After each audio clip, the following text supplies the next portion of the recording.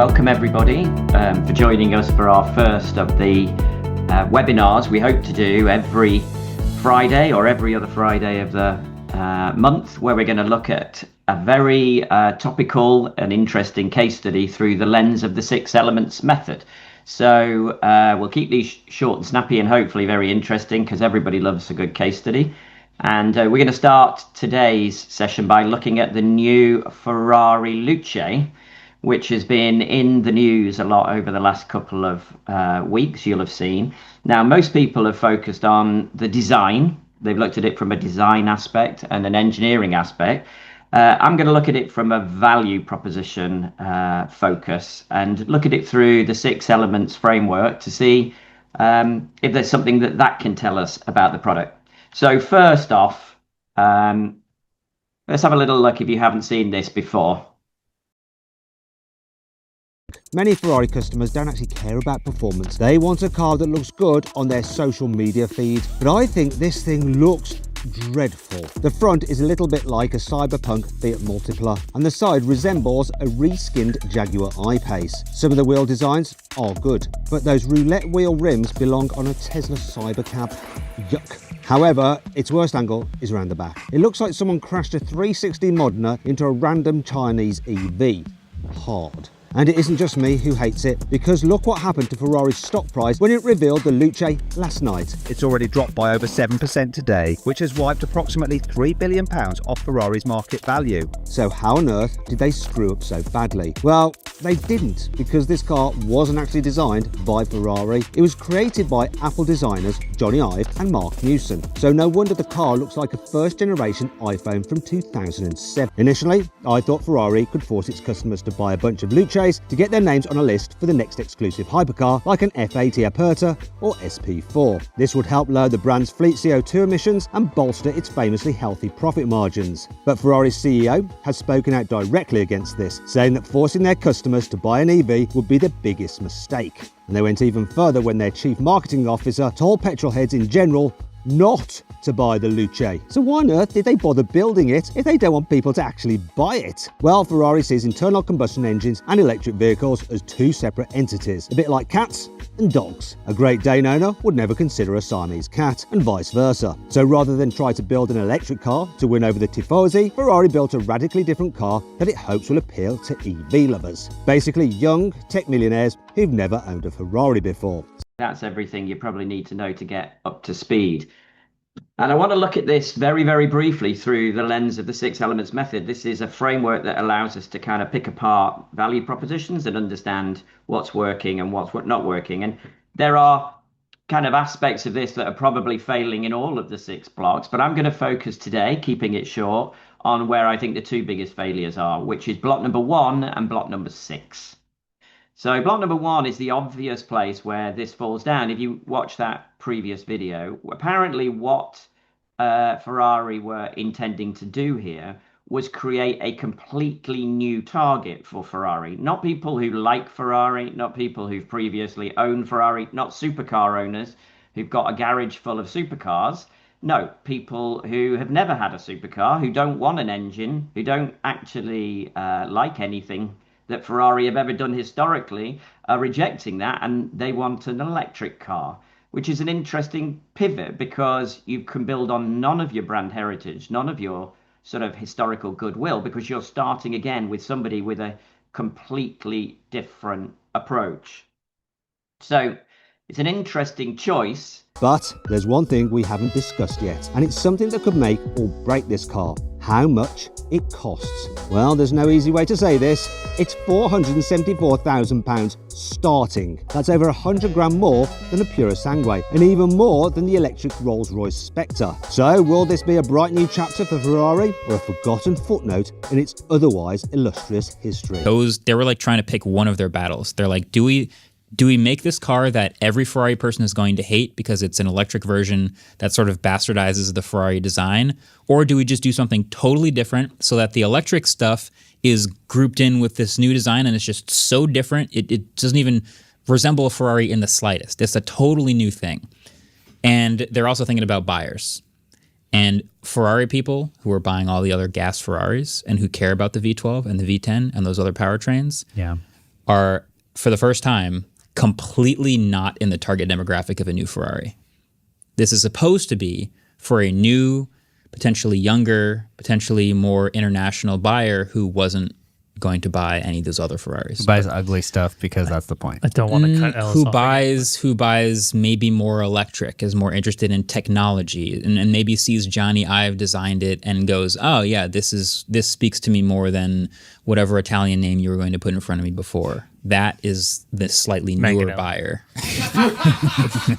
So I think Ferrari's thinking about all of this new, and is just leaning fully on new, different, nothing old at all. That's how he ended up here.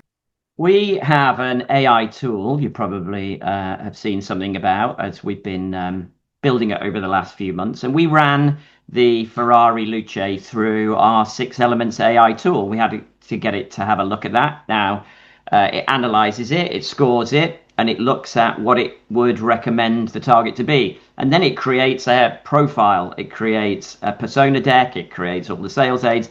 And this is what our AI tool created. This was the persona that it said should be the persona for the Ferrari Luce, right? It should be tastemakers, people who have a garage full of supercars and hypercars and ultra cars already. Not somebody who buys an Apple Watch, rejects V8s, V12s, V10s, all this stuff that you've just heard.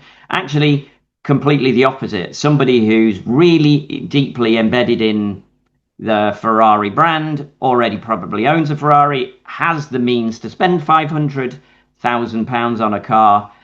And actually, our software also will tell you who is out of scope. And really concerning for Ferrari, the AI tool tells us immediately that the exact target that Ferrari are focusing on is the wrong target. It literally rules out mainstream tech-forward EV optimizers. Anybody who's pragmatic, who is looking at this from a sustainability point of view, if you're spending $500,000 on a Ferrari, you aren't worried about fuel efficiency or whether or not the icebergs are melting and the polar bears are drowning. This isn't your primary concern. And it says, our AI tool says at the bottom, these 2 segments will consume sales time and erode brand positioning.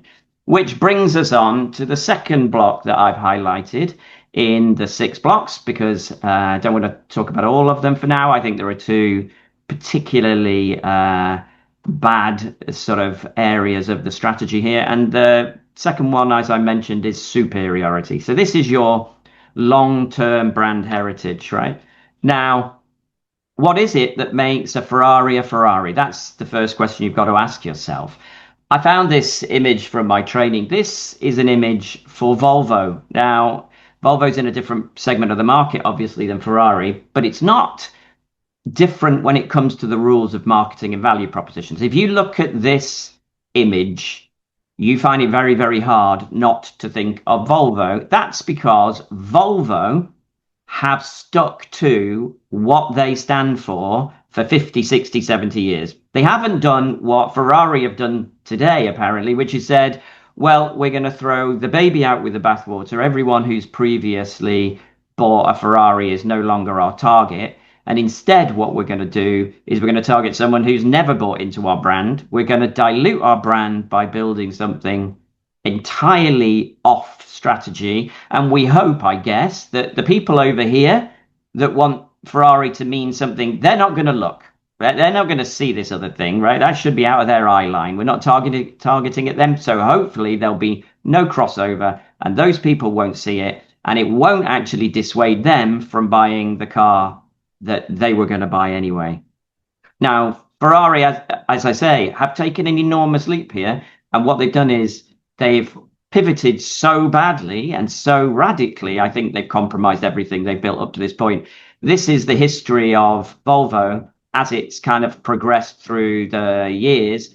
They haven't done a radical pivot. They've kept building their car against a single-minded superiority statement, presumably something like the world's safest car or something. And as I always say, when it comes to value propositions, a value proposition is like light from a star. By the time that light reaches your eye, that light left that star many, many, many years ago.